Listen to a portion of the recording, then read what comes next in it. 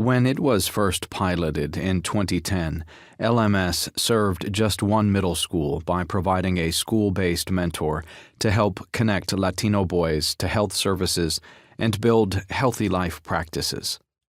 The program was a response to research conducted by the Arroyo Seco County Public Health Department and California Endowment, which showed that Latino men and boys in Arroyo Seco, similar to Black men and boys, were experiencing a health crisis surrounding violence, substance abuse, and poverty. Because of its long-standing connection to the Latinx community, although not in youth development, Pueblo Unido was approached by the California Endowment with seed money to house the newly emerging mentorship program.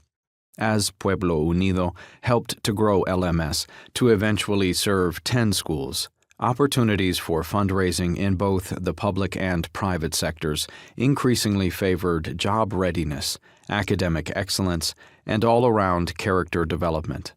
By the time Refugio Perez gave his speech at the Ceremonia in 2018, discussed in the introduction, the program was no longer funded as a public health project and had fully focused its mission on mentoring students toward better grades, better character, and better job prospects. Simply put, better young men. Held up by the school district as a model support program, LMS was financed through Pueblo Unido's fundraising and the program's language of personal responsibility, self-improvement, and creating good Latino boys paralleled what can be categorized as a neoliberal approach to educational support for boys of color, which was growing in popularity across the country at this time. In its mission and focus, LMS exemplified this growing trend as it sought to change the character and outcomes of individual boys through educational intervention.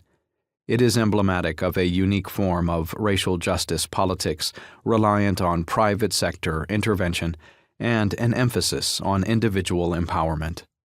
On February 27, 2014, nearly 4 years after LMS's establishment, President Barack Obama made waves by introducing My Brother's Keeper, MBK, his landmark racial justice project and perhaps the most prominent example of a neoliberal racial justice intervention aimed at supporting boys and young men of color.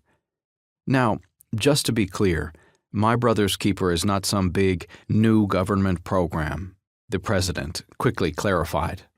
After reminding the crowd gathered in the East Room of his recent State of the Union address, in which he laid out plans for growing the national economy,